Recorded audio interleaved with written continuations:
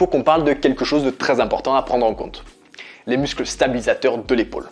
En tout, il y en a 4 importants.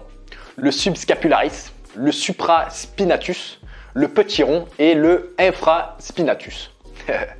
Développer ces muscles est très important vu qu'ils contribuent aux exercices épaules.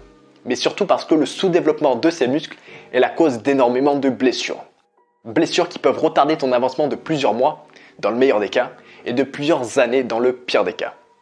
Et même si tu n'es pas inquiété par les risques de blessures, les développer n'est pas sans utilité, vu que dans l'expérience du coach Charles Poliquin, auteur de 8 livres sur le sport et entraîneur de multiples athlètes olympiques, développer les muscles stabilisateurs de l'épaule va augmenter le poids que tu peux mettre sur le développé couché d'environ 10%.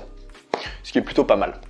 Mais heureusement pour nous, d'après cette méta-analyse, on n'est pas obligé de faire des exercices supplémentaires pour travailler les muscles stabilisateurs, vu qu'on travaille déjà efficacement le supraspinatus, l'infraspinatus et le subscapularis dans les exercices qu'on va faire dans notre programme musculation deltoïde, que je vais te donner à la fin de la vidéo.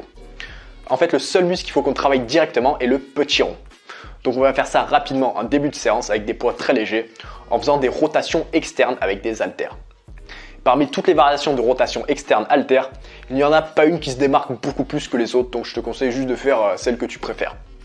Donc pour résumer, le premier exercice de notre séance musculation deltoïde va être une rotation externe haltère, fait avec des poids légers pour travailler le petit rond et échauffer nos épaules.